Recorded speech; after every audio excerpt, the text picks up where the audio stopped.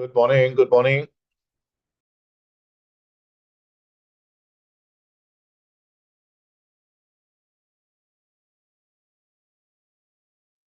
Morning, Honorable Swart.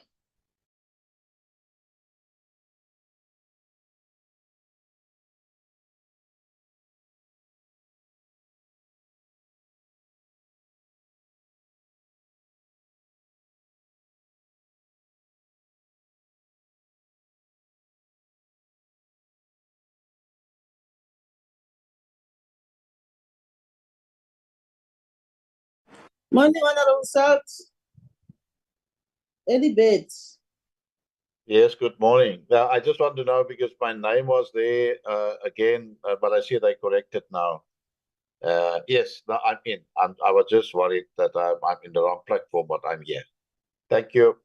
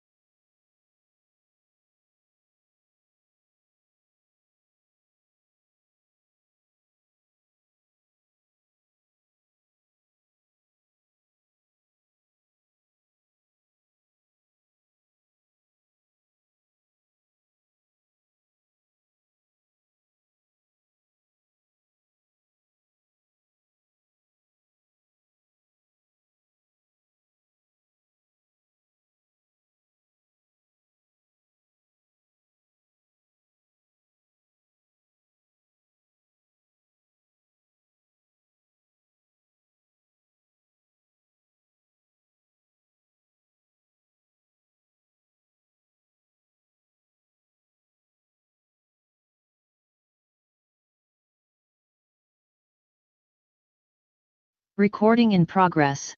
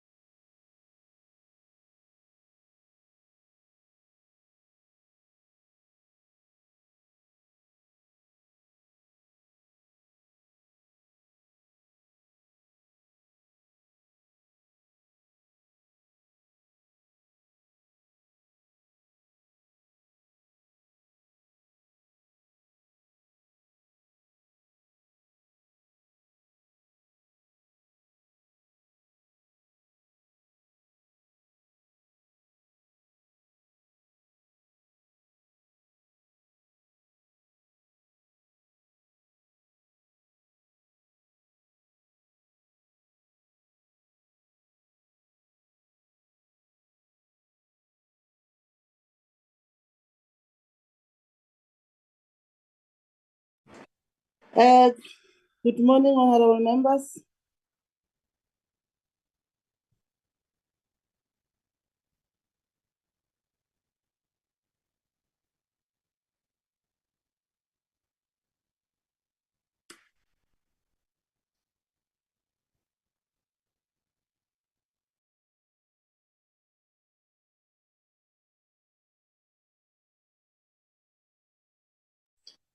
Is anybody in the house? Good morning.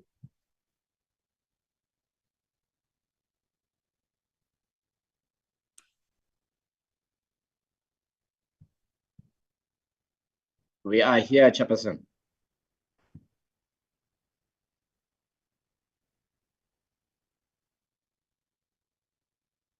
Molo Shal.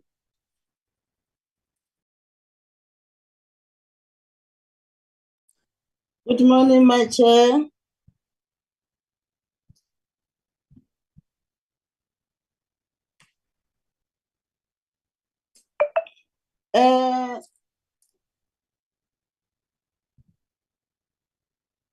Secretary, I want to check if everybody, all our members are present in the meeting. We are now, it's almost 10 o'clock, so we can start with our meeting. I can see we are operating. 90% of the members are present in the meeting.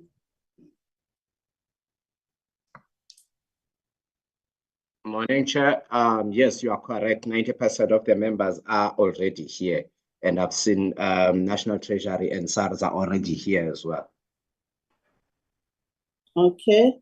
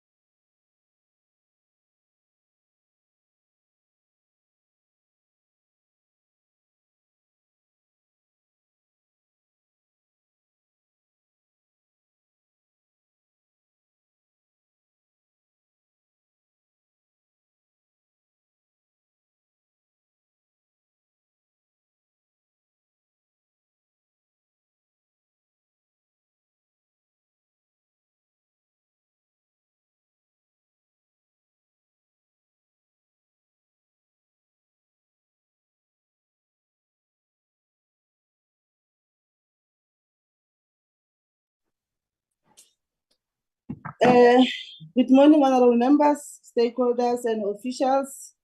We are all welcome in today's meeting. Today we will try and conclude our public consultation process. As indicated by the Secretary that the National Treasury and SARS are already in the platform. They will be officially responding to submissions that were made in Tuesday's public hearing. We will give National Treasury about 30 minutes to present their responses, and we will also allow stakeholders to have another bite on the bills. 2 minutes each stakeholders, then allow the members to engage. We're going to allow our stakeholders to engage on the response and by giving them 2 minutes. Once this is concluded, honorable members and stakeholders, the National Treasury and SARS will take the committee through the bills, clauses by clause, highlighting the proposed amendments. If we do not conclude that process today, we will continue with it in our next meeting on Tuesday, when we will be considering our reports, honorable members and stakeholders. I hope I'm clear. With those few words, that is my opening remark, and let me allow the National Treasury and SARS to respond to do the submission. Oh, it's Chris today. Oh, Chris. We're all here, Honourable Chair. Thanks. Good morning, Okay. Honourable Chair. Morning, Chris. Good morning, Honourable members. Inshallah will share the slides, and then I'll maybe start and go through a few of them, and then the others will take over. If you could just maximize those slides, inshallah, and then I'm sure everyone can see it a bit better. Okay, so today we're just talking about some of the responses to the comments we've received on these different bills. There are a lot of different bills. The Rates Bill, the Revenue Laws Amendment Bill, which was trying to change the two-part system, the TLAB, the TALAB, and the Global Minimum Tax Bills.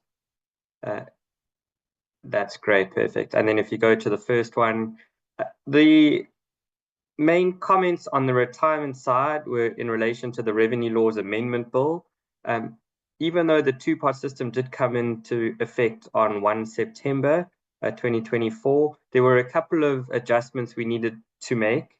Part of that was just clarifying the language, making sure that when there are allocations between the different types of pots, they are allocated proportionally and correctly in terms of these what are called 37D deductions, for example, with divorce or other types of measures. We also were trying to simplify the system. It was a quick implementation, and we tried to reduce bureaucracy by changing when directives were required. We also provided clarity on when individuals could apply to get their funds when they become a non-tax resident. We also needed to make sure that any savings withdrawals that an individual took didn't then change the amount of the skills development levy or the unemployment insurance levy that those members would then need to pay. So it would have changed the tax on those levies. So we made sure that that didn't happen, and then clarified what happened with people over the age of 55 in terms of whether they should contribute. In terms of the comments we received on this, a lot of them were in relation to the main policy on this two-part system. The first one was on the seeding amount. So when the system started, individuals could then access up to 30,000 Rand or 25% of their value, but a maximum of 30,000 Rand. Comments we received said this wasn't enough. Workers needed more. In terms of the response for that, I mean, we had looked at this. We tried to engage with industry as well. We were concerned about excessive withdrawals taking place immediately at one time, which might have a negative market impact. If funds had to sell a lot of their assets, it might lead to reductions in values. So the 30,000 Rand was seen as a good balance between providing some access while trying to restrict the impact on those funds. So we didn't change that, and that did happen in September already. So it happened a few months ago, and we wouldn't be able to go back to adjust it, but we would have to look forward to see if we do anything else. The next one is similar in a way. It's to say, well, why don't we have individuals that they can make a decision going forward to then allocate their old funds into the new two-part system? And this could both benefit individuals because they would have additional access, as well as making sure that a greater amount is preserved until retirement.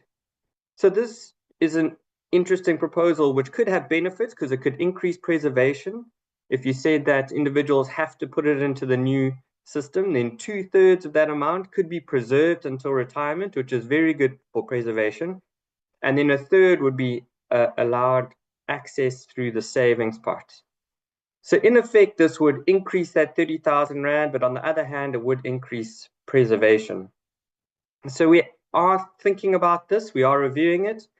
We are a bit concerned for the same reasons we were concerned about the previous seeding proposal, that if you were to allow this, there might be very large withdrawals required from the retirement funds in a very short time frame, which might again have negative market impacts. If we look at the implementation of two parts, about 35 billion has already been withdrawn from retirement funds. This could lead to a far larger amount being withdrawn, because if it's up to the individual in terms of how much they can take from that savings pot or how much they can put into the system, there might be much larger amounts. So we're reviewing it, but we are still quite concerned for the same reasons that we had previously, and we will have to think about it. If you go to the next one, the other proposal is that workers should be allowed to use pensions for education fees, which is similar to the home loan provisions. We will also look at this issue. I mean, it is slightly different to the home loan provisions, because in the home loan provisions, the retirement fund in effect is used as collateral for the loan. And in this case, it might be slightly different. I suppose the retirement fund could be seen as collateral for the loan for the education, but it's not based on a particular asset that the individual has. Although it is most certainly adding to their human capital and their skills, it's a bit different because their home loan might be related to improvements in the house or a primary residence. So they're very different aspects that you need to worry about here. If they were to take funds to use for education, it would be quite similar to an increase in just the regular withdrawal amount.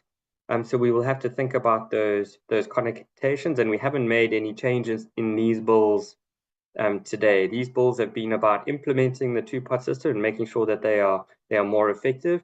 When we look at policy changes like this, we would need to discuss with the minister, and then the minister would have to potentially make any further announcements. Next one.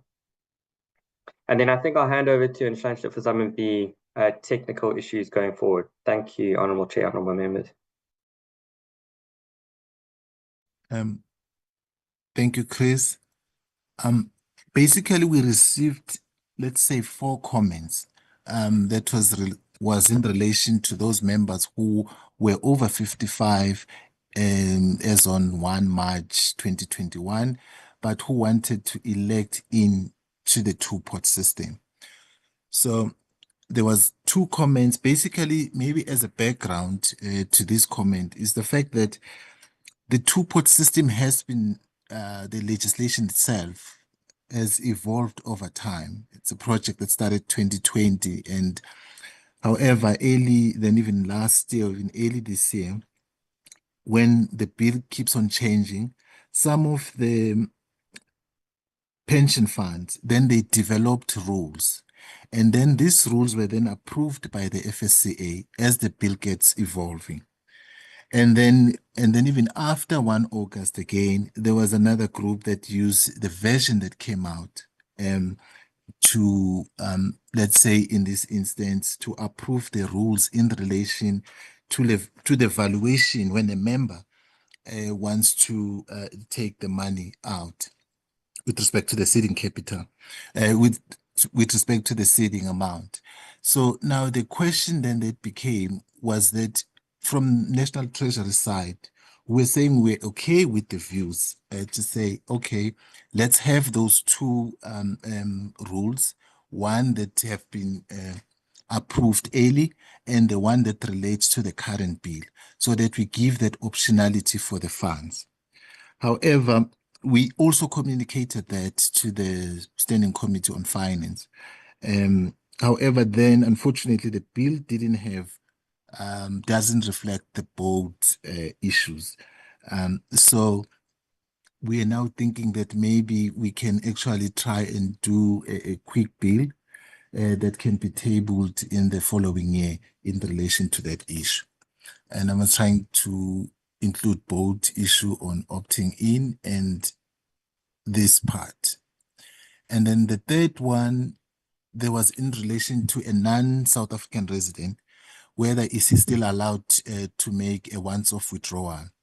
So I think the key issue here as part of our response is that we're saying that we're not accepting this because it's already allowed. Unfortunately, if you read the 2 provisions, we have 2 provisions that talks to this in the bill. And we're now saying that because of those 2 provisions, and we also ask our SARS team as well for the clarification, and they also agree with us. So we actually think that there is no need for an amendment in this case. Then the last one was the issue that we made an amendment in the TLAB, in the Revenue Laws Amendment Bill, and there was another one in the Taxation Laws Amendment Bill. So the 2 are not aligned. So we're saying The key issue here, which is a pure technical correction, that one that we can fix. I think there were just those two issues. And then on the draft taxation laws amendment bill, I'm not sure if Chris, you want to talk about this one? Thank you, Instructor. So there were a couple of, these aren't quite related to the bills themselves. I mean, they are general policy requests, and the provisions aren't in these bills, and we didn't make any adjustments to these types of provisions in the bills, but it is on the zero rating of food products as well as on fuel. So we are looking at these issues as well. I mean, the president did announce, and he said, we will look to expand the basket of essential food items exempt from VAT or zero rated from VAT, and undertake a comprehensive review of administered prices, including the fuel price formula. So we are looking at those on our side. From the National Treasury side, we deal with the zero rating of value-added tax. On the calculation of the basic fuel price and other fuel price formulas, the DMRE does look at those issues, and we have been in contact with them about those reviews. So we will see what we can do. They're getting attention, and if any changes are made, they can be made by the minister. We wouldn't be able to make any announcements in these types of forums, but we are looking at it. Thank you. Thank you, Chris. Then there was just one comment that was raised that came from Weber Wenzel. So that was saying that there was no justification for distinguishing between the resident portfolios of a CIS insecurity and participation bond and the resident portfolios of a hedge fund in CIS. We are saying that this point is noted. The issue will be discussed as part of the Annexure C process on 3 and 4 November. The rest of the amendments, Chair, were in relation to some of the comments that were part of the submission. We thank you, Chair, on that one. Thanks.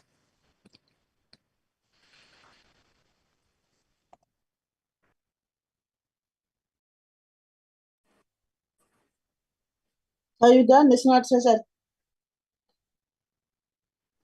Yes, thank you, Chair. That covers all the issues. We're happy to take further questions on them and to discuss them more if required, but those are our approved responses. Thank you. Okay, can I check the SARS if there is any?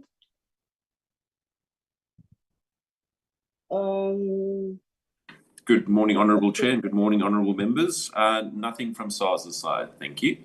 No, thanks very much. Can we get comments from the stakeholders? Can we start with Kosatu? Good morning, Chair. Good morning, members. Yes, no, thanks very much, Chair. Thanks to colleagues in Treasury.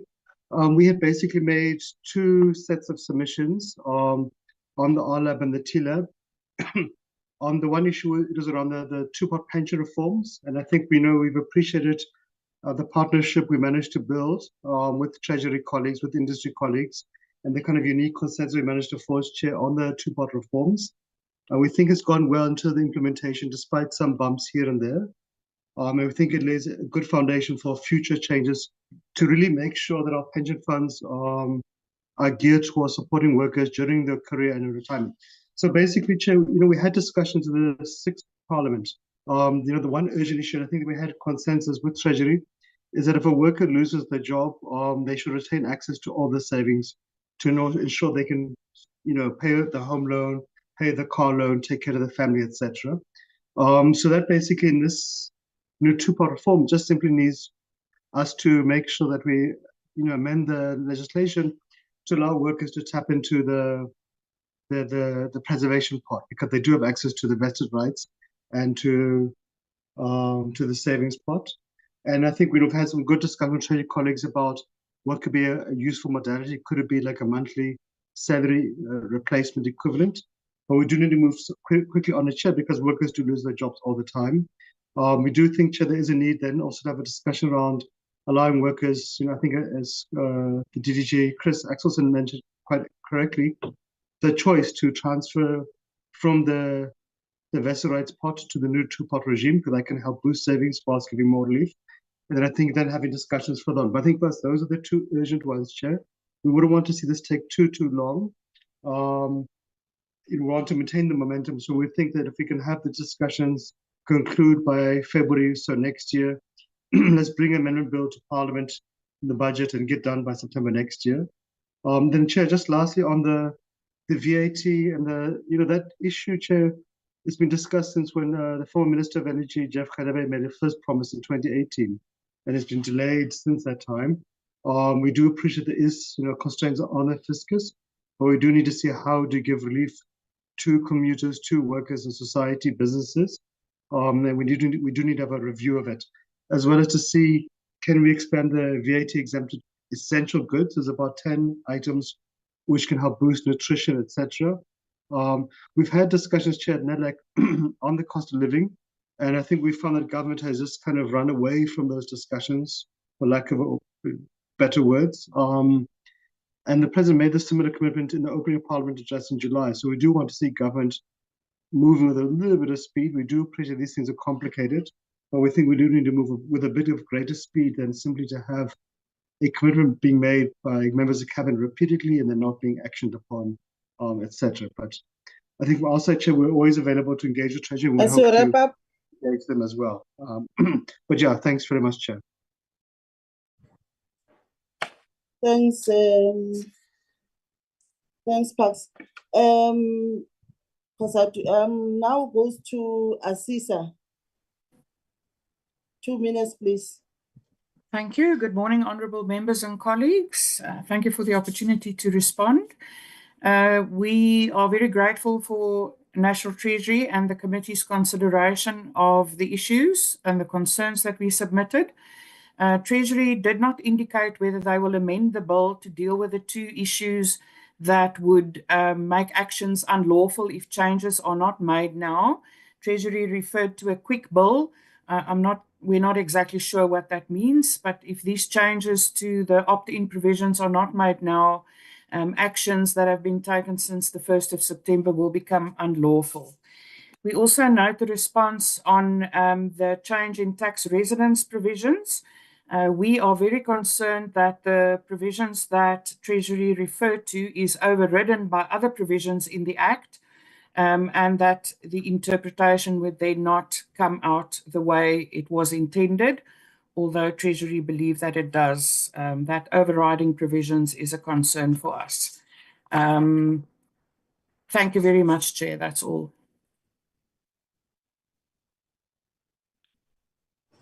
Thanks, Adri. Erfa. Good morning, Chair, and good honourable members of the committee. Thank you for this opportunity. Like Asisa has also alluded to, we are concerned what this quick bill will be all about, and the fact that rules have been registered by the FSC in two different ways, and how that would be impacted for those that actually went for those rules that were not aligned to what the actual legislation was that is promulgated. But we understand and we accept that there is a compromise from National Treasury on this. We just need to see it happen very soon so that everybody's fully compliant in terms of the rules. Thank you very much, Chair. We have no further comments.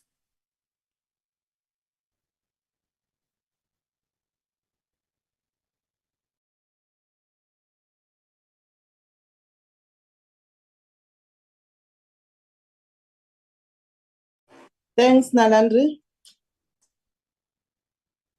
Thanks very much for your contribution. I think the last one is Weber and Wenzel. Weber and Wenzel. Hi, Chair. I did not see them coming in. I sent them an email as well, trying to check with them, but I did not get any response from them. I hope they won't do what they did last time, coming on the last hour, and they will want to pitch in while the other members are on the floor. Can I now allow committee members to interact with the presentation from the stakeholders and the National Treasury?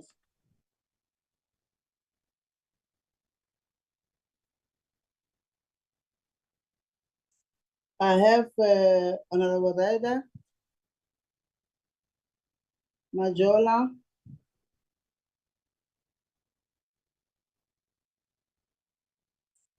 Honorable Swart,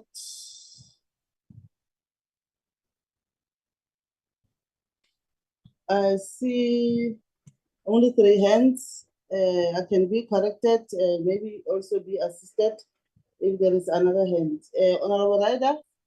Chair, my hand is up. It's just that I'm struggling with raising my hand. Okay, my chair. No, it's fine. Honorable Lafase?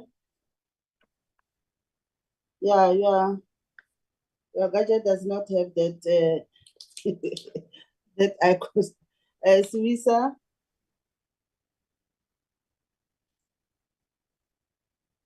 Is that on? Okay. No, it's fine. Can we start with Honorable Ryder? Good morning, Chairperson. I am indeed ready. Thank you so much for the opportunity. Well done, Treasury, for the responses, which were quite brief.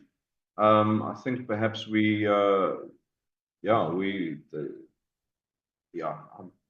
think maybe some of the issues need to be unpacked a little bit more deeply.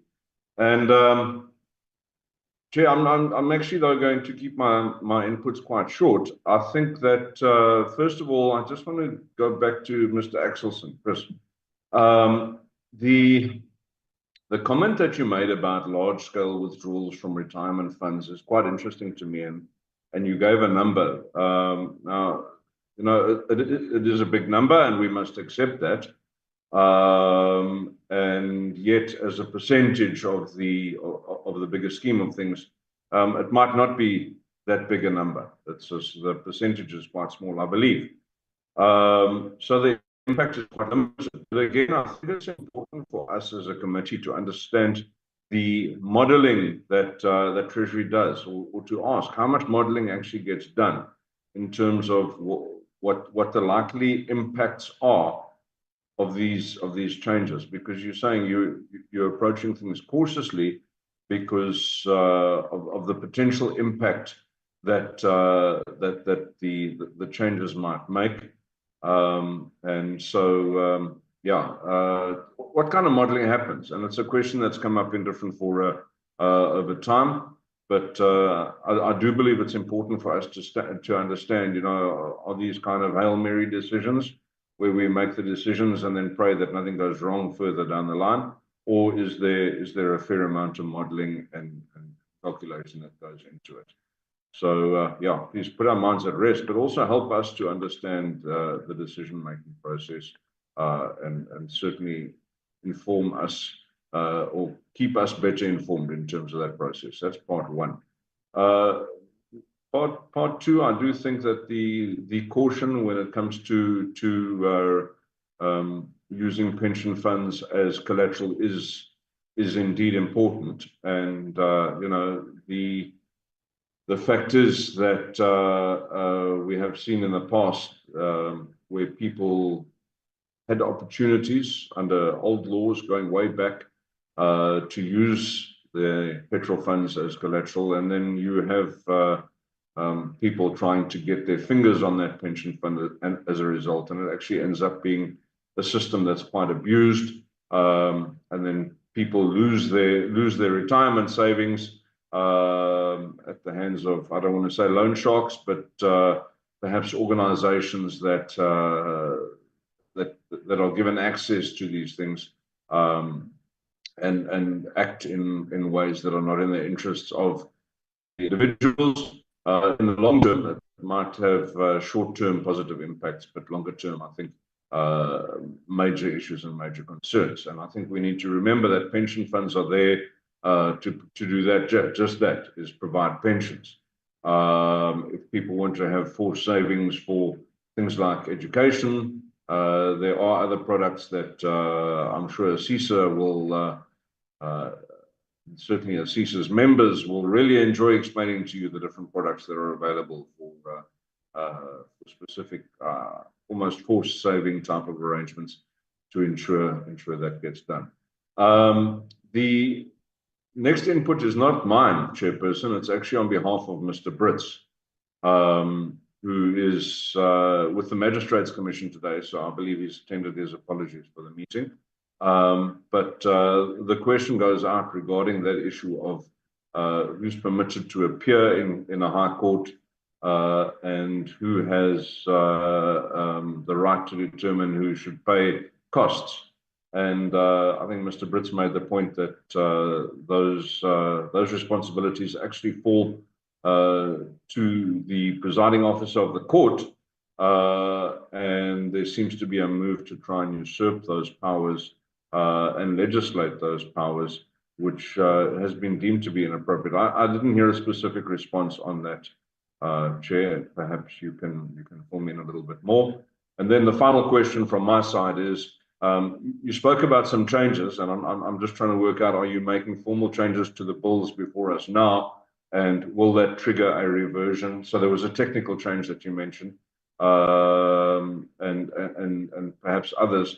Will that trigger a referral back to the National Assembly once we have finalized these bills next week? And then, of course, that has a programming implication. And has that been thought about? Thank you very much, Chair.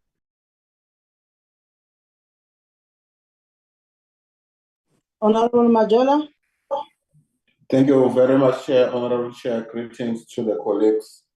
And then thank you very much, National Treasury, for the responses and further inputs from the stakeholders. Mine, Madam Chair, will be very quick. It is with regards to the Taxation Law Amendment Bill. As Honorable Ryder indicated, that we don't have leisure of time in terms of the final approval of these amendments. Then my question with regards to the proposed VAT exemptions. It indicates here that the Minister of Finance will make the announcement at an appropriation time. I want to check, Madam Chair, whether are we going to get the Minister's position with regards to the category of those goods which will be exempted to the VAT before next week. And then maybe if the COSATU can maybe refresh our mind if they did brought before the committee as to what was proposed as the 10 items. Maybe if one gets the response from the minister, then we will compare the two, whether the COSATU's request has been catered when the final pronunciation with regards to those items. Thank you, Madam Chair. No, Chair, thanks very much, Honorable Majola. Before I go to Honorable Salt, we have received the apology from Honorable Brits and Honorable Ryder. So I think it is something that maybe it's left my mind to deal with the issue of apologies of Honorable Brits. So I think I apologize on that one. We have received that apology. We'll get other details. Honorable Salt. Chair Lady, thank you very much. I don't want to ask double questions. Honorable Ryder touched on my first one, and that was, now I just actually wanted to know one on the two-pot one, you know, and he touched on the education section. My concern was also, does the system allow more flexibility for using the savings for education or other critical needs without, you know, like compromising retirement security? I think that was also some way the question from Honorable Ryder. And Honorable Majola also touched on the VAT exempt goods. And that was also my just need to have some guidance or clarity on whether National Treasury can provide an update on the timeline for this. I think that was the two questions. So, Honourable Chair, so I'll stand with that. Thanks.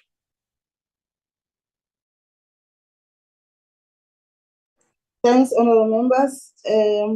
I think I will now allow also the stakeholders and the National Treasury also to respond, or maybe that. My apologies. My apologies. No, my apologies. Hey, my apologies. I put that page that I was writing on. Honourable Lapasi. No, thank you. Honourable members, my apologies. Apologies accepted, Chair. I'm not going to waste any time. I think Honourable Majola has covered me as I seek for clarity on the TLAB. But since he'll be getting a response, I think I'll be largely covered. Thank you very much, Chair. Thank you, Chair. Honourable Sivisa. No, thank you, Chair, for the opportunity. Greetings, everyone. No, Chair, I'm still trying to wrap my finger around the issue of pension fund being used as collateral for an education loan. And if this is going to be approved, I'm still asking a question. This is the question I'm asking myself. If you've got 4 children and you've got 1 pension fund, and taking into consideration, and I think I said this the other day when the stakeholders made their presentation. So I'm still trying to find out how this is going to work, because as National Treasury has alluded to say that we are trying to stop people from being pushed into a way whereby loan sharks and everybody's going to get their money. So we are putting systems in place so that people should be able to get their money. So how is it going to work? What's the difference between giving a person all their money and then they sort themselves out if they want to take their children to school, and a person requesting for their pension fund to be paid out? The issue of using pension fund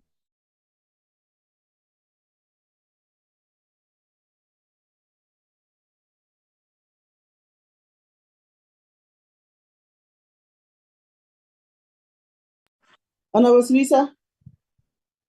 You get enough salary to take your children to school, and your children don't qualify for NSFAS. And then at the end of the day, you have to use your funds as collateral to go again and make a loan at the age of 55 or 65 to take your child to school or to tertiary institution. It's a great concern to me, Chairperson. That one, it's a very great concern, taking into consideration that there is no economic growth in South Africa. Unemployment rate is very high. You are going to take your money that you've worked for 35 years or 40 years and then take a child to school, and then the same child is going to sit next to you because of the unemployment rate is very high. And that's one of my concerns for now, Chair. Thank you very much.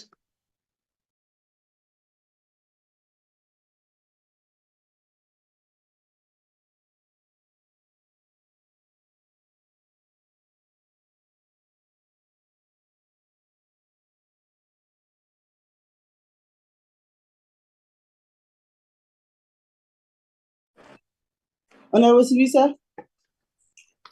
I'm done, Chair. Yes. Okay. Because earlier I called you and I realized that it seems there is a network challenge. I think now we'll hand over to the National Treasury and SARS to respond to the honourable members. I'm not sure, is it Chris or Ndanda? Chris. Thanks. Okay. I'll start, Honourable Chair. Thanks very much. No, it's fine. All right. Okay, thank you. There were a few comments there from Kasatu, asking for, a quick agreement in the bill. I think the one point we want to make is we have had discussions with COSATU. The one idea which we have a lot of sympathy for within the Treasury, but no decisions have been made, is when somebody runs out of funds completely. So they've lost their job, they've got nothing left in the savings pot, the UIF payments are finished, or whatever other conditions they are. If they've got nothing left, what can you do to assist them? And would that mean then going into a preservation pot to try and assist them? And that is something we have concern on. I think we do need to engage on this issue because it is another big change compared to the current two-pot system we've put in. But we have promised COSATU that we will engage on that. So that is a lot of sympathy. There were some concerns, for example, with Honourable Swisa on the education loans. We are not saying in this presentation that we will change the policy here. We're looking at it. It's the proposal from COSATU. But we have had some small concerns and we will continue to consider it, but we're not announcing or putting a position in any particular way on that proposal.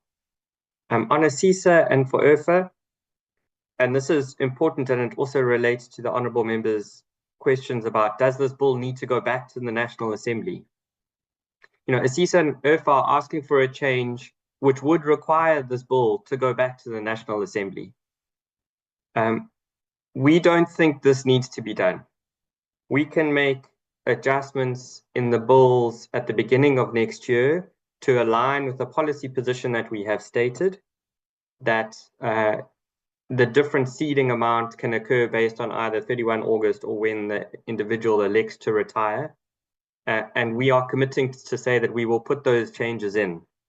We don't think this one particular change requires going back to the NA, another debate within the NA, back to SECOF, and another debate within NCOP. Well, the first one hasn't happened yet. That is our position. And so the quick bill is something that would come in at the beginning of next year. In fact, you can talk to that later if you need to, but that's my understanding of the issue. On the withdrawals, what modeling gets done. So just to explain our process in terms of what we had done with the two pots, for example, is that we don't have the data on all the different amounts or sizes of pension or provident fund or retirement annuity fund amounts. So we went to the different associations and retirement fund players and asked them to say, well, can you do your own modeling within your different industry or organization and tell us, what is the amount that you hold where people, for example, if they were able to withdraw up to a maximum of 30,000 or 25% of their value, how much could potentially be withdrawn? So we got all the information from the largest retirement funds. We also got it from the GPF. They did their own modeling within their organizations to then give us that information. We then collated all the information, and then we could see, well, if we set the seed capital amount at 30,000, this is how much could potentially be withdrawn. If it was set at 50,000, this is how much could potentially be withdrawn. We also had conversations with industry about, well, if that amount was withdrawn, what would it mean in terms of your portfolios that you hold and in terms of the sales that you would have to make in order to meet the liquidity demands of individuals saying, well, we want to take this out as cash today. So from those discussions, we can get to a particular value, which helps frame what our decision is, as well as all the data we get from the industry and the GPF. We then model ourselves to have sensitivities to say, well, if this amount of people withdraw, what would it be? What would it be for a tax from a revenue perspective? We had put in, for example, what we thought was a relatively conservative value of 5 billion in revenue at the time of the budget before we knew what would actually happen. It's already gone above 9 billion in terms of the revenue that's being received. Our central estimate was closer to 10, but it looks as if we will get above 10 before the end of the fiscal year. So I hope that gives a better idea of how we try to make decisions and the data and the modeling that we use to call on that. On the point of the caution of using collateral, we also have that caution. So any changes there would need to be very carefully considered, and we will look at it very closely. Maybe, France, you can talk about who's permitted to appear in the High Court and the right to determine who pays. I've spoken about the trigger back to the National Assembly, which we don't believe is required. On the VAT exemptions, so I can't talk for the minister because the minister, could make announcements, but in our mind, the most appropriate time to make an announcement on the VAT decision would be at the budget in February next year. We make all the tax announcements then. It's expected, if there were going to be decisions here on what changes were made to VAT zero rating, I would imagine it would most likely be at the time of the budget to give you some clarity or guidance on the timeline. On education and flexibility, we do think this new two-part system, for example, getting access to some of those funds, most notably this 30,000, but also going forward. So going forward, a third of your contributions can now be accessed, which couldn't happen before. And that could be a lot more than 30,000 for some individuals. And that amount can then be used for education. So you don't have to force it for education. It can be used for anything. There should be a lot of flexibility in terms of what that 1/3 of the amount that goes into your savings pot, you can use it for, and you can withdraw it once a year. If you need to, we try to push that it really should only be for emergencies. This is not meant to be another part of your consumption bundle, but if it's an emergency and you need it for education, then you could use it for education if you wanted to. I think I hope I've covered a lot of all the questions that were put forward to us. The only one that I haven't is on the High Court, and hopefully France can come in here. Before France comes in, Nhlanhla, do you want to say anything else about the quick bill to Parliament next year? Thanks. Some covered as well. Thanks. Okay. Thanks, Nhlanhla. France? Thanks, National Treasury and SARS. I see France. Do you want to say something? Thanks, Chair. Yes, Okay. indeed. So on the question that the Honourable Rider raised, so I think part of the concern that was raised earlier was what was our consultation process like? So just to set members' minds at ease on that one, our litigation team has a tax dispute working group which meets regularly with practitioners. And these changes were a specific item on the agenda for that working group, starting in May of this year. And the chairperson of the Tax and Exchange Control Committee of the Law Society of South Africa is represented on that working group. And so we've discussed that at some length in the working group. And as you will have noted, there were no submissions from the Law Society in respect of these changes. In addition, these bills have gone to the Department of Justice's state law advisors who have reviewed them and signed off on them. So I trust that gives a degree of comfort as to what we're doing. Then just to get into the details, in the tax court, historically, non-legal practitioners have been permitted to appear. That, in fact, was a specific provision in the Tax Administration Act, which was repealed in 2017 in error, it now seems. And back when that provision existed, we actually had a judge in the tax court make the point that they didn't have a problem with it, but it would be helpful to have some criteria in determining whether someone was appropriate to represent a taxpayer. And we've responded to that invitation here by adding the fit and proper criteria. So that assists in the tax court. In appearance in the High Court, and that whole debate around appearance in the tax court is around a non-legal practitioner appearing in the tax court on behalf of a taxpayer. In the High Court, SARS has had that right of appearance in the Tax Administration Act. And the question then was, can we extend that to the Supreme Court of Appeal and Constitutional Court, which is the proposal. But the principle, again, remains the same. And again, that was also part of the consultation process I've described. When it comes to costs, again, part of that consultation process,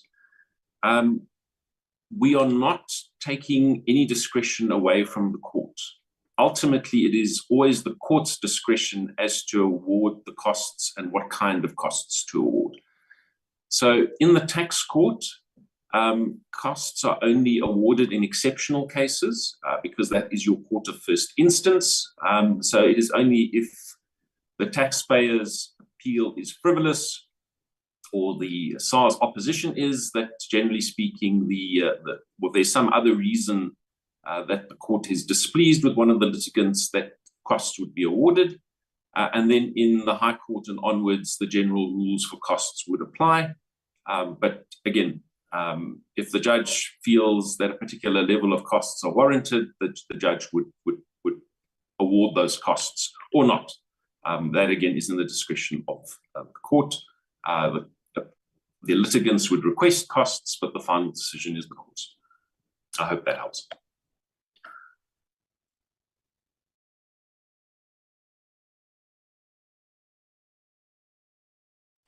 Thanks, Franz. Now let's also allow the stakeholders, at least in 1 minute, just to do the closing remark, please. Starting with Kosatu. No, thanks.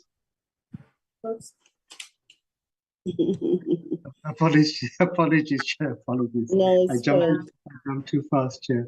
No, I think we just had 3 quick things, Chairperson and members. I think to Honourable Swart and Honourable Siwisa, look, I think there's space to have a discussion on the education loans, and I think the DDG Axelson is right.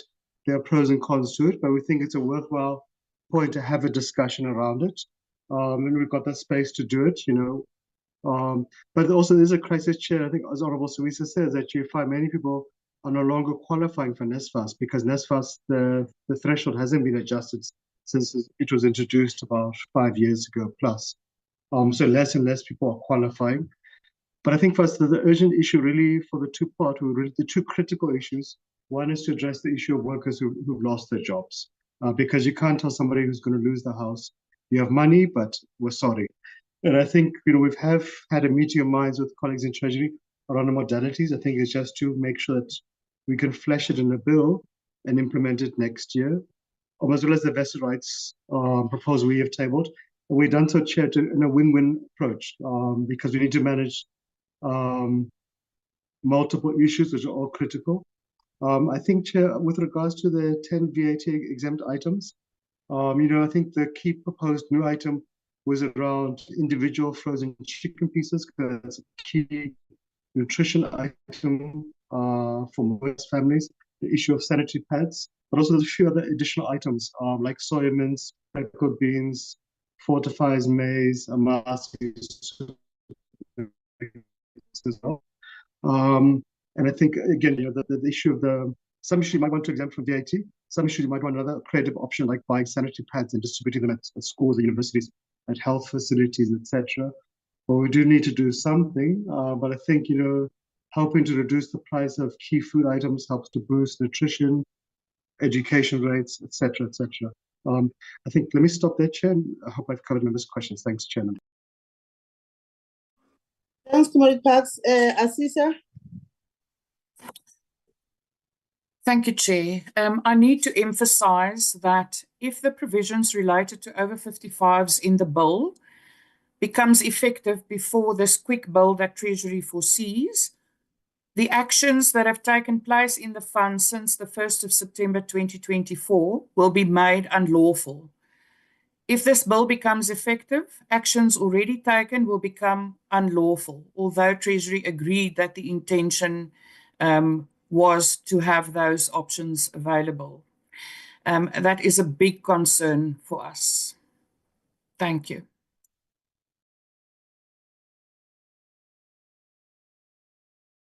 Thank you, Alpha. Thank you, Chair. We've got no further comments on this. No, thanks very much. Thanks very much. I think we are done with all the responses from National Treasury and the stakeholders. So we will now go to item 4, where we will allow the National Treasury to do the consideration of the bills clause by clause as requested. I'm not sure who's going to start. Okay, Chair. Let me just try and start quickly. Are you trying, Tantora? Are you starting? Yes. I'm trying to share quickly.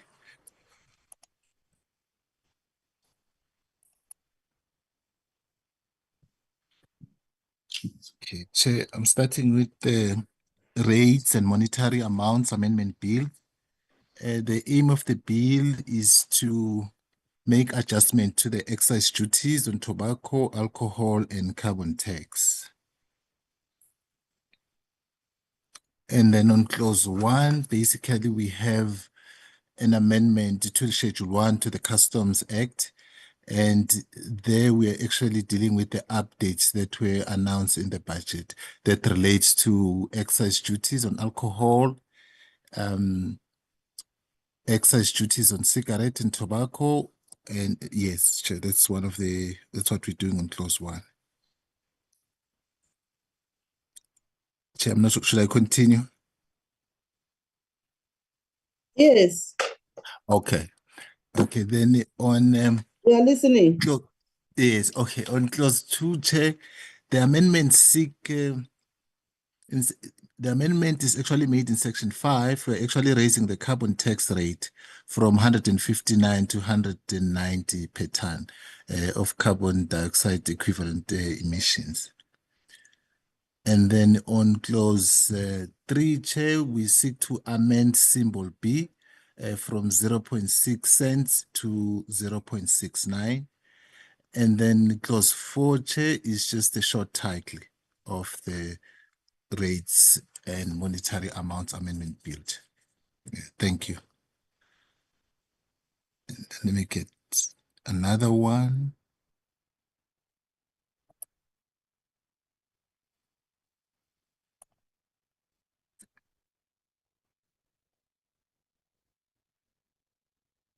The Revenue Laws Amendment Bill.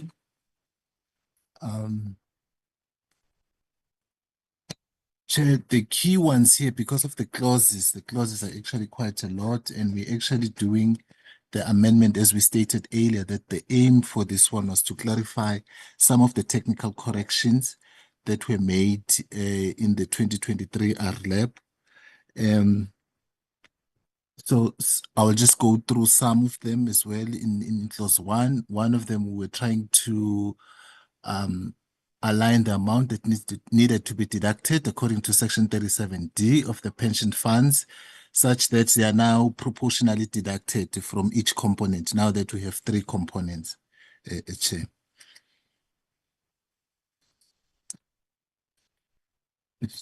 Next one. Let me just touch on other one just to make sure. On clause C, for example, as well, Chair, we seek to replace the employee with a member to cater for paid up members who are not employees.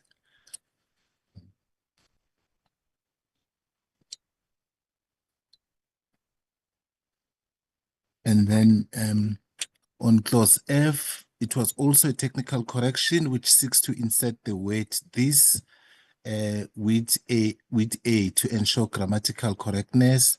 Same with clause G as well. We're just aligning the wording with that of paragraph 2.1c of the second schedule. Same as well with paragraph H. We're just deleting the word have and insert the word this to ensure the grammatical correctness.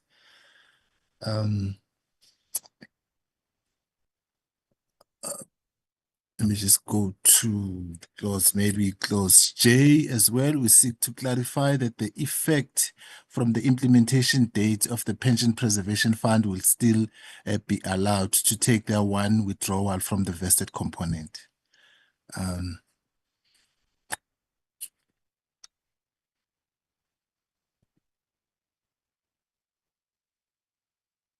go through some, Chair, on close, maybe close N as well. Close N, we seek to correct the proviso by removing the inverted commas in the definitions. So,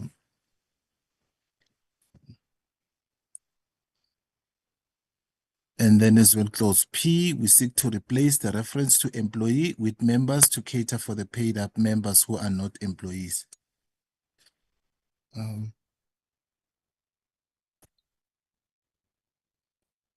And then on, say, clause R, Chair, we seek to correct the omission of a reference to the vested component in the Provident Preservation Fund.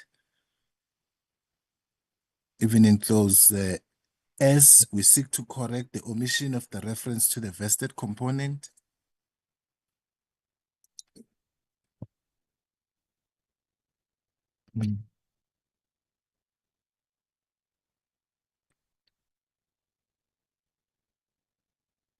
On clause, let's say clause Z, Chair, we seek to remove the inverted commas again.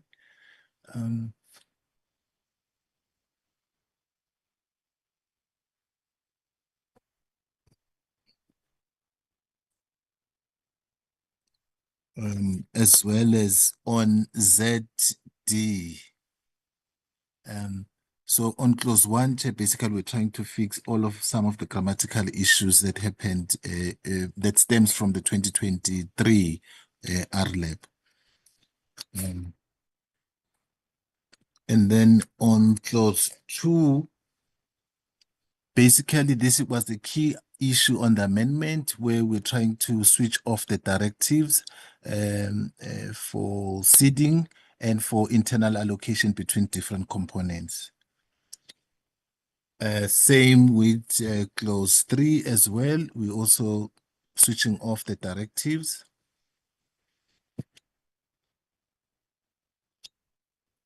Clause 4, we seek to allow for a rate of tax to be provided by SARS for administrators to withhold on savings withdrawal benefit. Clause 5, it seeks to correct a grammatical change.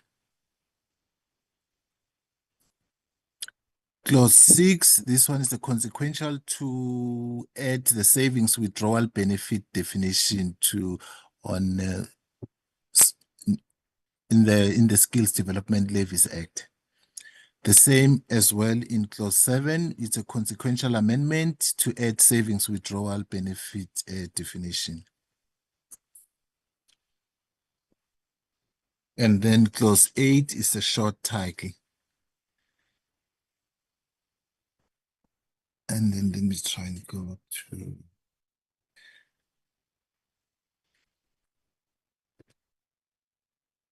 Then if we go to the Taxation Laws Amendment Bill, quickly.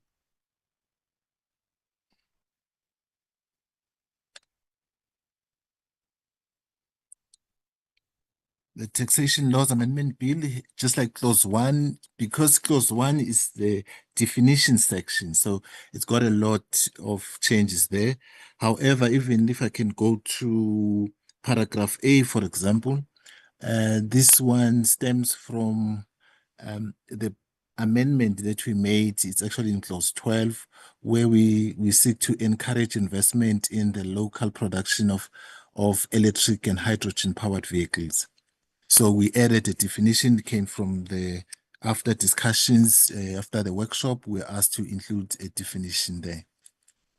And clause B, paragraph B, we seek to add the reference of a portfolio of a hedge fund collective investment scheme to ensure that the foreign investment schemes are treated as company for income tax purposes. Clause C, paragraph C, we seek to exclude qualifying investors due to their isolated investment in partnership.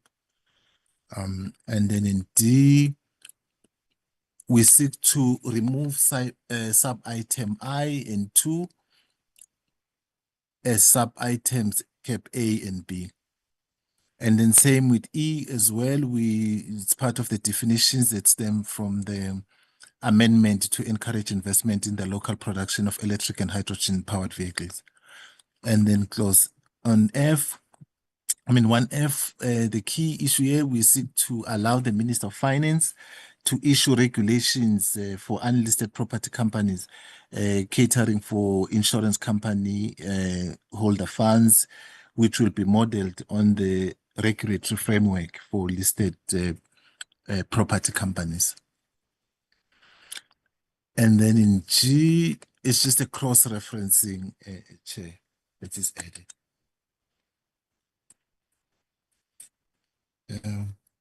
I'll jump some. Okay, then okay, on clause on age, okay, maybe let me go to I. We seek to provide for a tax-free transfers if the transfers was involuntary and the transfer is at the election of retirement annuity fund member. And then clause J as well is just a clarification, given that we are now have members' interest in the retirement component, a savings component, invested component. So it was not clear what members' interest in a fund specifically refers to. So we're trying to clarify that part in J. And then in K, we seek to add the reference of a portfolio of collective investment scheme and portfolio of a hedge fund collective investment scheme in the definition of a trust. And then in clause 2, Chair, we had a couple of issues there. We seek to, the key issue here, there was an issue of foreign taxes that were payable by a controlled foreign company that must be translated to rent at an average exchange rate of a resident, and the net income of that controlled foreign company that must be translated to using the average exchange rate for the foreign tax here. So basically what we're trying to do, we're trying to align the rules there. And then on clause 3, clause 3, we seek to align the income tax with amendments made by the Pension Fund Amendment Act to refer to Section 37D 1B. Clause 4, it actually clarifies that the provisions of Section 7C also applies to loans made to companies.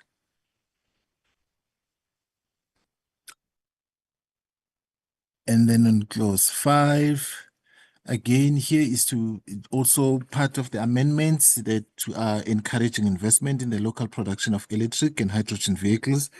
Now, in this instance, we say we're trying to claw back in instances where there was a deduction that was made.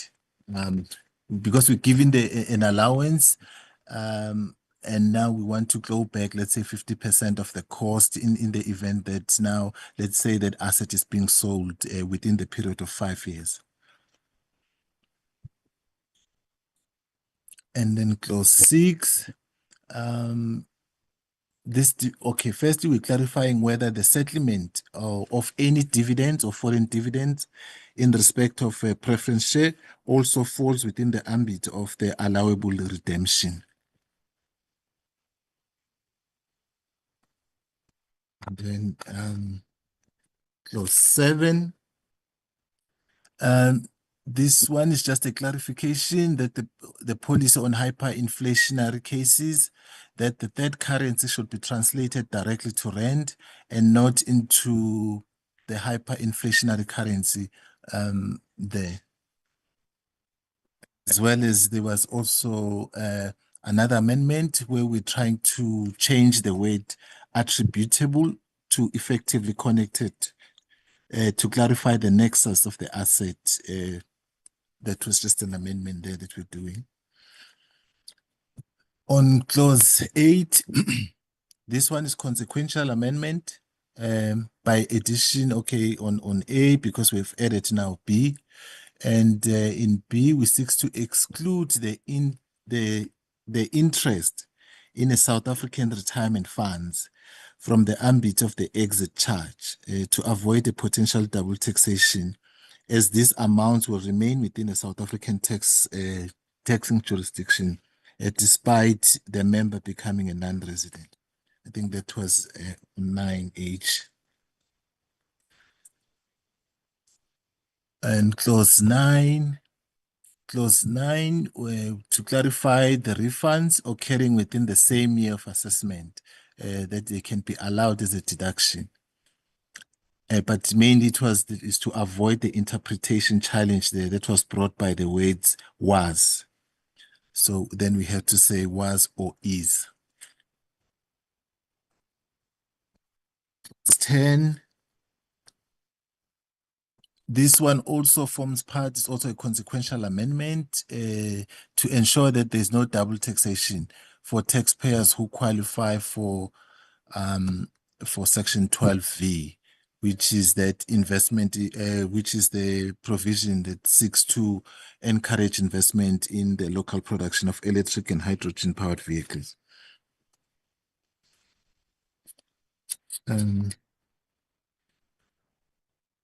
Also, clause 11, this one is a grammatical error to correct the wording an allowance to a deduction. And then clause 12, it is that main amendment. Amongst other things, it includes the 150 investment allowance and as well as the sunset date, that this provision will start from 1 March 2026 and will end in 1 March 2036.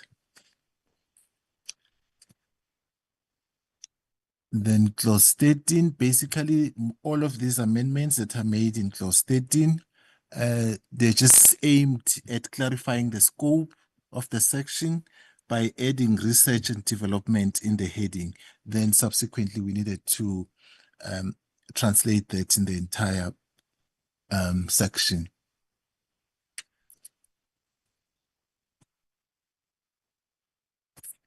And then clause 14, the proposed one, we seek to delete a now obsolete provision that allowed for additional grading allowance on any building or improvement that commenced on 1 January 1964, but before 4 June 1988. So the maximum continuous allowance was 25 years and it ended in 2013. So this was just one of the housekeeping that we're trying to do. Clause 15, the A there is consequential because of D. We inserted the new D. Also, it tries to prevent a double deduction for those who qualify for Section 12V, which is an investment in local production of electric and hydrogen-powered vehicles. Clause 16. The first one, the A basically is just a consequential. The aim of this clause was based on the assessed loss restriction that was introduced in 2022. So in this case, this proposal seeks, and it was introduced in 2022 to broaden the corporate tax base by restricting the offset of the assessed losses carried forward to 80%. So this proposal in any case seeks to exempt companies from applying this assessed loss restriction rule if they're in the process of liquidation, deregistration, or winding up.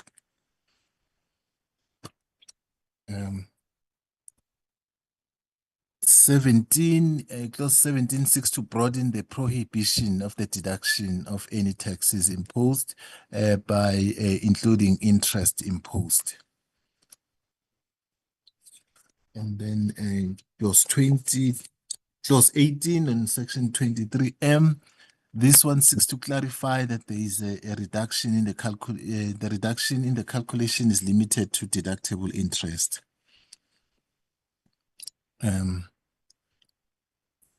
Clause 19. Clause 19 is it's also limitation of interest deduction in respect of reorganization transaction. So in this case, we're trying to mirror the amendments that were made in section 23M above with this one of 23N. Clause 20. The first one is just consequential because we have added paragraph E. This amendment seeks to include in the definition of an exchange item any item in foreign currency that constitutes a preference share as defined in section 8EA. And it's just then because we have added a new provision, which is the 3 cap A, then it has to make consequential amendments throughout section 24I. And then clause 21, clause 21 is to specifically exclude the application of the gross income to ensure that section 24JB takes a preference over all other sections in determining the taxable income of financial instrument.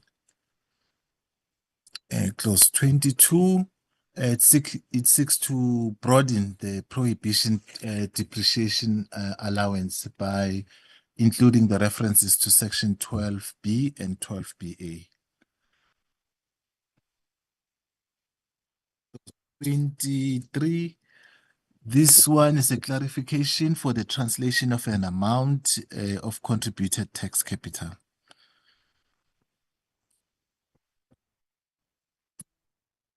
This one are some of the challenges that the short-term and a long-term insurance industry came across because of the introduction of the accounting standard called IFRS 17, and we are now trying to amend some of those issues that emanated from there. One of them, if you go to B, was the fact that we're trying to reverse the deletion of the deduction of liabilities on investment contracts that are recognized under IFRS 9. So because we're thinking that everything is on IFRS 17, so we're trying to make some of the changes now. And we deleted it last year, so we're trying to fix it this year. Some of them, even in D, is just a deletion of the phrase difference between. And all of this amendment also seeks to cater some of the instances, some of the changes that emanated after the application of IFRS 17 by the short-term insurers and the long-term insurers. And then clause 25, also it's the same, but the first one basically seeks to align the amounts that are payable or receivable by the cell owner in its capacity as a cell owner and not as a policy holder. And then the B as well also now relates to those changes that emanated from the application of IFRS 17. Clause 26, the first one, we just seek to insert or, and then as well as the clause 26, as well as the deletion in B, the deletion here, what we're trying to do, we're now deleting an obsolete provision that relating to the consolidation between the National Urban Reconstruction and Housing Agency and rural housing loan fund that were under the National Housing Finance Corporation, which was finalized as of 1 October 2018. So now the provision is now obsolete. And then on clause 27, this is a consequential amendment due to the amendment made to section 20. Clause 28, we seek to replace the word or with as. Clause 29, it's the deletion of paragraph D as a reference, as it refers to a resultant company that is a foreign company, while the amalgamation transaction do not include transfers to foreign companies. We just realized that we made a wrong reference there. Clause 30, Clause 30 seeks to provide for tax-free transfers if the transfers was involuntary and transfers is at the election of the retirement annuity fund member. And then clause 31 also seeks to delete the transfers between the components of the retirement system. Clause 32, this amendment seeks to delete a now obsolete provision that at the time related to advances, loans, or payment made to certain shareholders deemed to be dividends in certain cases, but now, which has now been repealed. So the provision is now obsolete. Clause 33, these ones are technical corrections and are consequential as a result of an amendment that was made in 2018 regarding the government policy that there should be an additional tax consequences of the transfer for members of the funds if the transfer between or if the transfers is between or within the retirement funds of the same employer.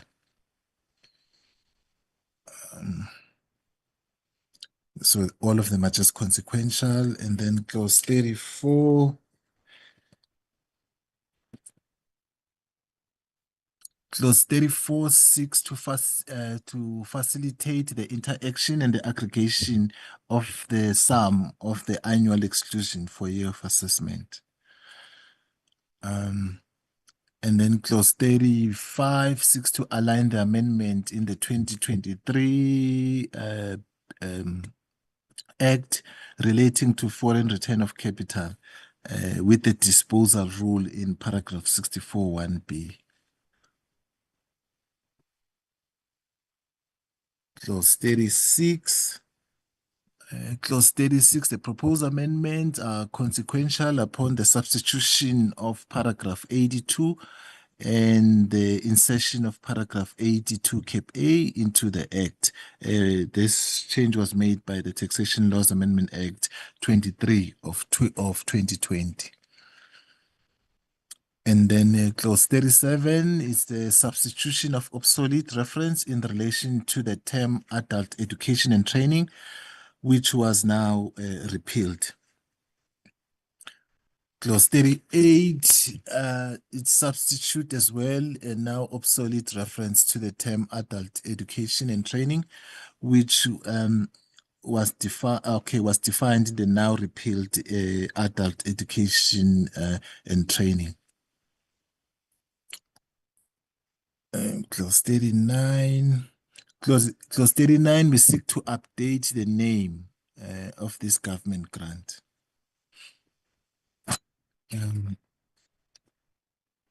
Clause 40, this clause basically makes provision for the continuation of certain amendments to the schedules to the Custom and Excise Act and the VAT Act effected by the notice in the Government Gazette between 1 October 2023 and 31 October 2024. Clause 41, this amendment is due to a technical interpretation that has been advanced by some of the industry members. I must say then, Chair and honorable members, that this clause will come up in the following acts again. In clause 41, 42, it's the same. 43 as well is the same. 44 as well is the same. And then on clause 45, clause 45, we are now on the VAT Act. This amendment seeks to exclude the foreign subsidiaries from the definition of a resident of the Republic. The clause 46, this proposal basically is the one that tries to assist the foreign lessors of aircraft and engine who registered, but now they have to deregister for VAT. So the key issue there was that there was now that VAT output liability. So we're trying to fix that.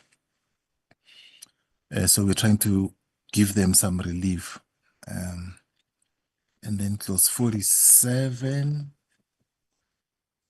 Clause 47, this is also to ensure parity between the Sharia compliant financing arrangement. All of them. So we're trying to ensure parity. There were others that were given the same treatment, same as the other product that were issued by Sharia compliant arrangement there. So clause 48. Clause 48 also is in relation, it goes hand in hand with the amendment that were made in clause 4, in clause 41 that relates to that technical interpretation that has been advanced by some of the members. And then clause 50. Let's see. Clause 50, here we're trying to assist the foreign donor funded projects, Chair. And then that is clause 50, clause 51. It stems from the draft amendments that have been made to the regulations prescribing electronic services. So this was consequential based on those regulations. Clause 52, it also goes with clause 41 to 44 on that interpretation that was made on customs. And then clause 53.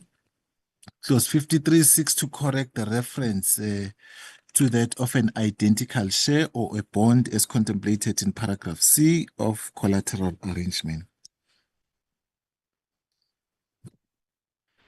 Clause 54. It seeks to correct a grammatical error with respect to the spelling. Clause 55.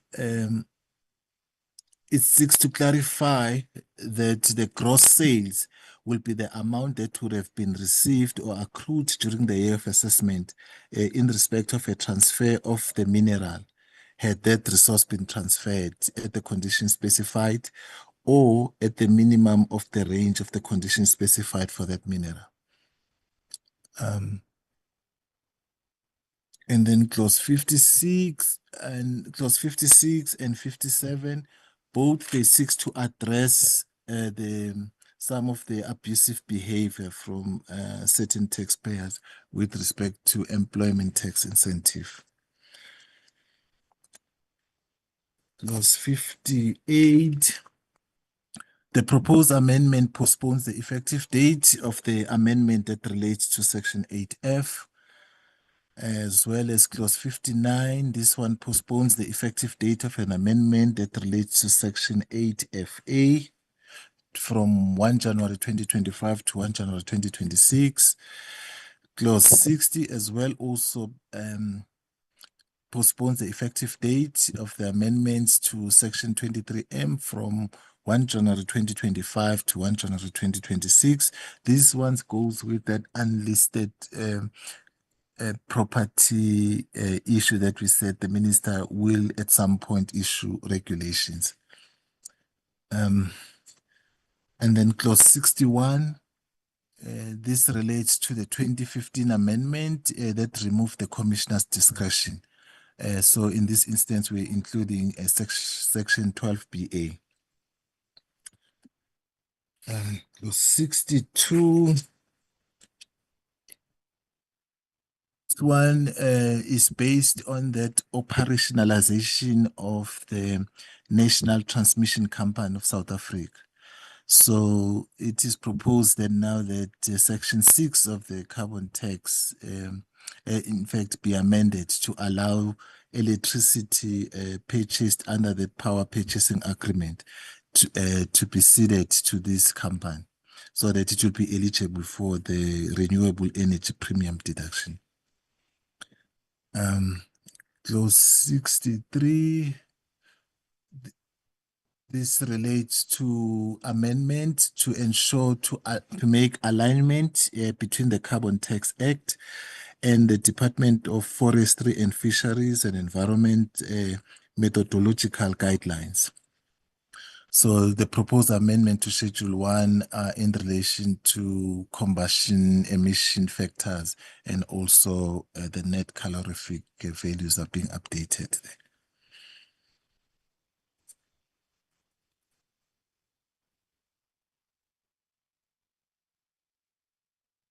64 and well, this clause 64, the Department of Forestry and Fisheries as well gazetted the amendment to the methodological guidelines for the quantification of greenhouse gas emissions. So in this case, it included the factors for fugitive emission for coal mining, oil and gas operations. So this is just an update there. As well as now clause 65. This one seeks to extend the learnership tax incentive by 3 years to 1 April 2027, in line with the minister's budget announcement to facilitate the evaluation of this tax incentive. Clause 66. These clause, the subclause A and B, basically there are consequential corrections to amendment that was made in 2023 regarding various retirements, regarding refinements made to research and development. So this is just consequential because now the minister is now minister responsible for science and innovation. So it's no longer Minister of Science and Technology. Clause 67. So this one relates to an amendment that was made in 2023 that is replacing a SARS practice note 31. So this amendment seeks to postpone the effective date to allow for further engagement. Clause 68, it's a technical correction and it's consequential based on the update to update the reference for IS 39 to IFRS 9. And then clause 69 is the short title. I'm not sure if Franz, you want to come in quickly on the TALAB, and then we're going to go back on the global minimum tax. Through you, Chair. Okay, Mr. Hadebe, please. Gentlemen. Thank you. Let me see if I can share the bill.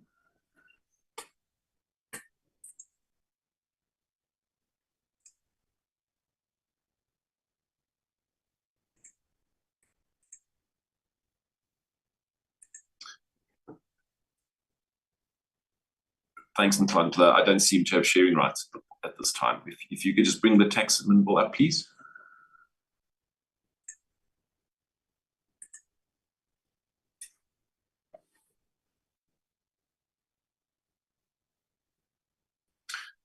Great, thanks very much. So clause 1 is an easy one because it is the correction of an incorrect cross-reference. Clause 2 and clause 3 go together. In clause 3, we delete a obsolete reference because there is no registration under the provisions of paragraph 17, so that is deleted. And then in clause 2, we make the consequential change to bring it into the actual definition. The other part of clause 3 is where you have had to make a refund of an amount that was received from your employer. This ensures that you can take it, the employer can take it into account every month when calculating your pay-as-you-earn or employees tax. Clause 4 corrects a cross-reference. Clause 5. Primary purpose of Clause 5 is to align with the Constitutional Court decision in the Arena Holdings matter. And then there's also an update to some of the titles.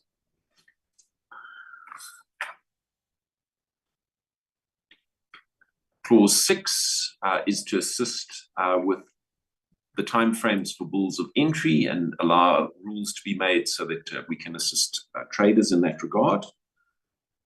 Clause 7 deals with the elimination of the need to cancel a bill of entry and then insert a new one. It now permits the substitution of one bill of entry for another, which should streamline processes. Clause 8 deal with some obsolete provisions that are deleted.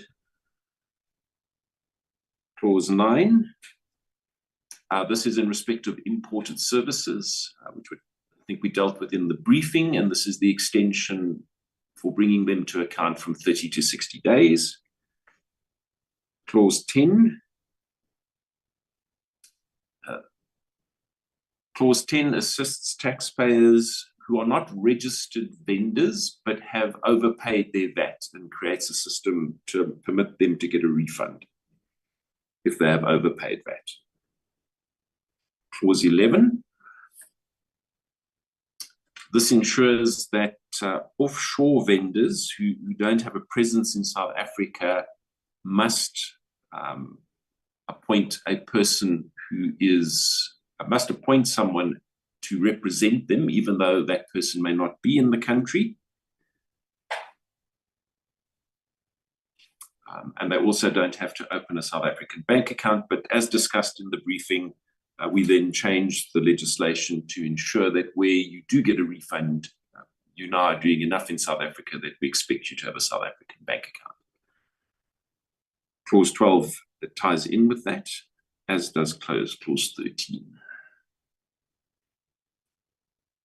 Clause 14, because we now permit tax practitioners to be chairs of the tax board, which is our small claims court effectively for tax, we now bring the definition of legal practitioner into the definition section, because the distinction of when we're talking of a legal practitioner who is a member of the tax board panel or some other practitioner becomes important. Clause 14, that's clause 14. Clause 15 is the one that deals with extending SARS, senior SARS officials who are admitted lawyers from appearing not only in the High Court, but then also in higher courts, so the Supreme Court of Appeal and the Constitutional Court. And then also deals with the question of costs, which we dealt with a little earlier in the questions. Clause 16. Again, this is now one of the consequential amendments, because previously we could simply refer to a practitioner from the panel on the tax board. Now we must make it clear that we're dealing with a legal practitioner. Clause 17 is where SARS is now empowered to call someone in to have a face-to-face discussion when we are dealing with the question of debt relief. Clause 18 is again to draw the distinction between what kind of a practitioner are we talking about from the panel in the tax board. Clause 19 is again an alignment with the Constitutional Court judgment. Clause 20 is again the same. Clause 21, there were some questions around technically whether our auto assessment process fits comfortably within the original assessments. We thought it did, but rather than argue the point, this attempts to clarify that.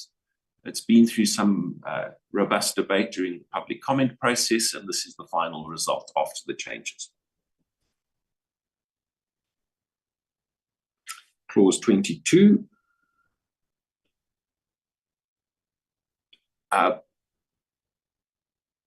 So this does two things. This clarifies the way the extensions work, because the differing wording across provisions confused people. So we've made the wording for extensions more consistent. And then this also brings in the concept of alternative dispute resolution at the objection phase, so earlier in the dispute process. Clause 23. This assists taxpayers because where they haven't put an appeal in within the specified period, or even the extended period that is permitted, they would otherwise be out of court. This enables them to approach the court to get an extension if it's in the interest of justice. So it's a last ability for a taxpayer to get an extension. Clause 24. So we've spoken briefly about the tax board as the small claims court for tax. Some taxpayers don't respond when we ask them which court they would like to be in, which means we don't have agreement between both parties that it's in the tax board. So then it has to go to the tax court, which is more cumbersome for everyone concerned. So we've switched the default here so that it goes to the tax court unless both parties agree otherwise, which we do if there's particularly contentious issues involved, for example. Clause 25. So this is the clause that now says the tax board can comprise of both legal practitioners and, it deals with one of the consequences of whether you have a legal practitioner or a tax practitioner. So for example, if we have a tax practitioner, but particularly difficult legal questions are going to arise, the tax practitioner can ask for a legal practitioner to join them on the tax board that's hearing a particular matter. Clause 26 then is the clause that deals with the actual appointment of tax practitioners who are members in good standing of recognized controlling bodies to become part of the tax board. Clause 27. So this is the clause that reinstates the provision that someone who is not a practitioner may appear on behalf of a taxpayer in the tax court, and I must stress it's in the tax court. But it does put in the criteria of fit and proper to ensure that the judge does have a discretion if someone who is not fit and proper attempts to represent a practitioner. This would be consistent with the approach in the first tier tribunal in Australia, Canada, New Zealand, the UK, and the USA. Clause 28. So if the person who represents the taxpayer is not a legal practitioner, the question then of costs may come into play. Costs are very rarely awarded, as I explained earlier, in the tax court, but in case they are, this empowers the rules to deal with that question. Clause 29. This tidies up the question of a temporary write-off because we can deal with the question of business rescue debts more properly in terms of our accounting framework now. Clause 30 is the correction of an incorrect cross-reference. Clause 31 now deals with the fact that your public officer should be appointed on day one when you register the company, and then creates the set of default rules if a company does not appoint a public officer, or if the person who is appointed is no longer eligible to be the public officer. Clause 32.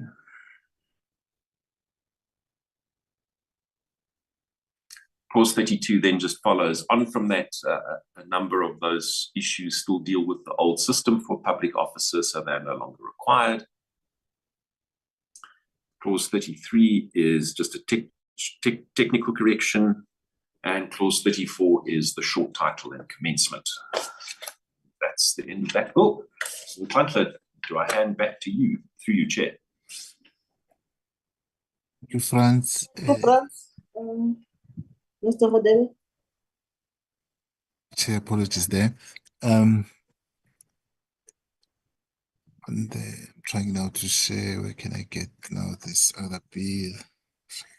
How many pages left? The next one, Chair, is just there will be second last. So we're just going to do the global minimum tax one. Now I'm trying to shut out them of this. Okay. Because I'm mindful of the time now. Yeah. Yes. Must be done. Okay. All right. Let me just go quickly. The global minimum tax one, Chair. It's that bill that seeks to tax multinationals that actually pay less than 15% amount of taxes. So there were two rules. There is an income and inclusion rule that taxes the domestic entity of the multinational group on its allocable share arising in respect of a low taxed income of any foreign group. And then we have a domestic minimum tax that imposes a joint and several liability on the domestic entities for any top-up tax arising in respect of a low taxed income of those domestic entities. So clause 1, Chair, basically it's these are definitions. It talks about definitions that are applicable for purposes of this act. And then clause 2 and 3, they go together. These clauses incorporate the detailed provisions in the and commentary through reference. And it states that they must be applied and interpreted consistently with the most recent rules. And then clause 4. Clause 4 basically introduces the charging provisions for the income and inclusion rule. Clause 5 basically disapplies some of the charging provisions because there is this other rule called under tax payment rule. Clause 6, it provides that each domestic constituent entity is jointly and severally liable to pay a domestic minimum top-up tax. Clause 7, this one provides that each domestic and joint venture and domestic joint venture subsidiary of a domestic joint venture group is jointly and severally liable to pay a domestic minimum top-up tax. Clause 9, it provides that these articles do not apply in the domestic minimum tax rules. Clause 10, basically this clause provides that the definition of qualified domestic minimum tax in Article 10.1 is not applied. This is due to the fact that commentaries outlining various methods a jurisdiction could use. And then clause 11, clause 11, this clause provides for inapplicable safe harbors. And then clause 12, it provides for the exclusion of certain foreign taxes on domestic income. Clause 13 provides for, clause 13 provides for an exclusion of domestic taxes on certain foreign income. Clause 14 provides for the top-up tax calculation for the domestic constituent entity of a multinational group. Clause 16, this clause provides for the domestic top-up calculations for domestic constituent entities that are minority owned. And then clause 17, 18, and 19, these clauses provide for the transitional rules.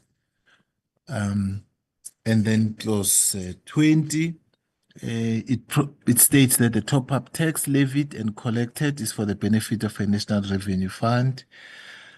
Clause 21, it defines the persons that are subject to tax and states that the tax should be paid in a manner set out in Global Minimum Tax Administration Act. And then clause 22, this clause ensures that if a top-up tax amount computed under these rules is in foreign currency, then it shall be translated into the Republic by using the average exchange rate. And then clause 23 and 24, These clauses enable the Minister of Finance to update the model rules and guidance to be considered in applying the global minimum tax and domestic minimum tax. And then clause 25, Chair, is a short title. And then through you, Chair, will give to Franz, who will do the last bill on global minimum tax administration bill. Okay.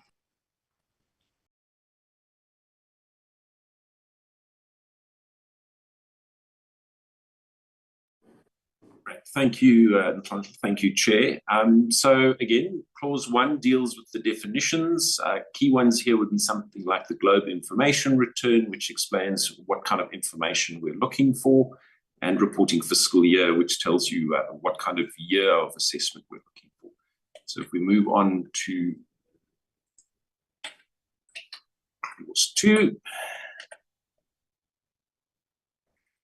Clause 2 creates the obligation to submit the information return, but again, as we discussed in the briefing, if there is a domestic entity that takes over the responsibility, that is permissible, so that only one entity in South Africa needs to submit a return rather than all the entities. The due date, we've discussed this as well, it's generally 15 months after the year end, but in the first year that this applies to you, it's 18 months. Clause 4, this permits you or the group to have the entity that's the ultimate holding company, or in this context, the ultimate parent entity, submit the return on their behalf, as long as SARS is in a position to get that return from the other tax administration. The due date for payment is the date when the return must be submitted. That's clause 5. Clause 6 brings refunds into the picture. So if you have overpaid your tax, then the Tax Administration Act applies and the refund provisions there. Clause 7 deals with interest. So whether you've underpaid or overpaid, the Tax Administration Act's interest provisions apply. Clause 8 deals with a penalty if you do not submit your return. It's up to 50,000 Rand and it may be imposed. That allows a little flexibility in the early years when people may make understandable mistakes. And there's also a step up depending on how big the amount of tax involved is. Clause 9 deals with record keeping. So you need to keep the record so that you can show you've complied with the tax.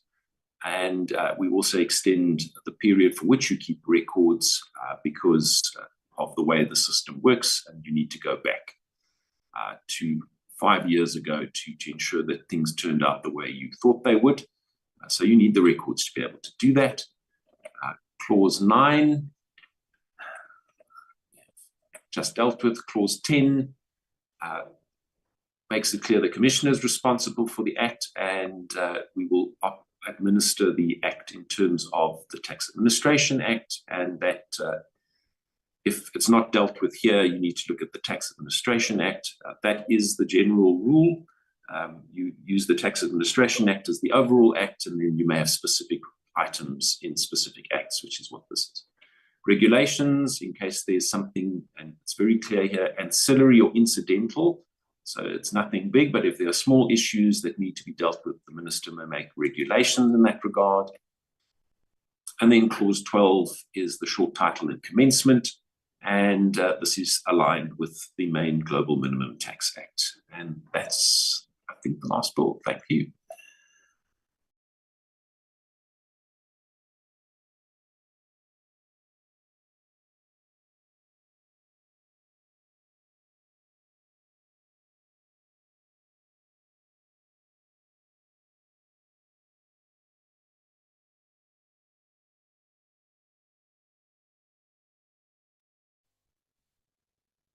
Thank you, Chair. I think we all done. You're done. Yes, thank you. Okay, no, thanks very much, Franz and Mr. Hadebe, for the presentation and also in terms of the principles. Can I check if honorable members, they've got questions for clarity?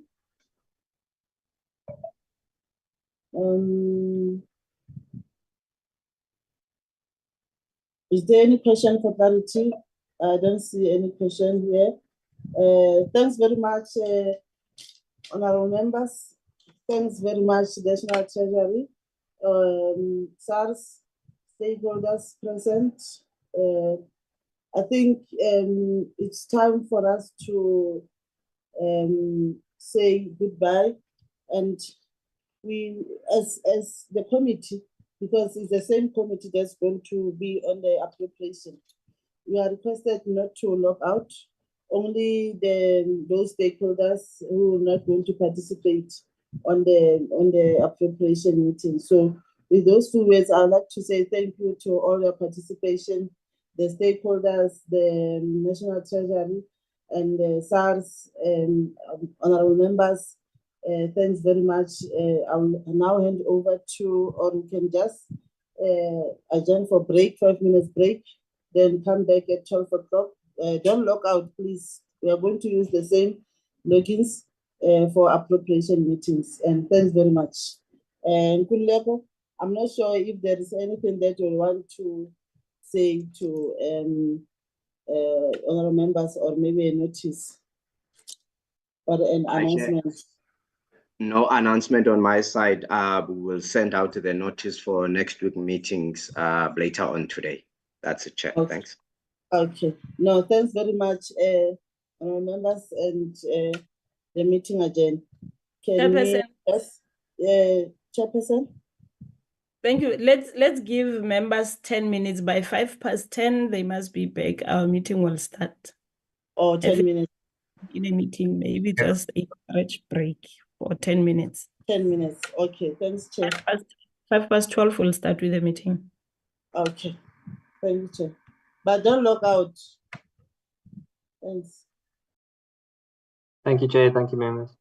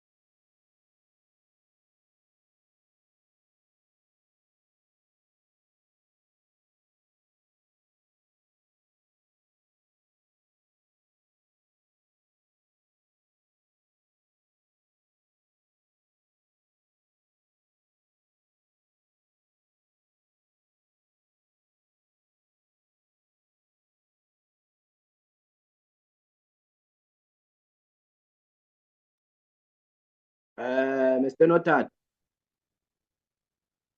Buja.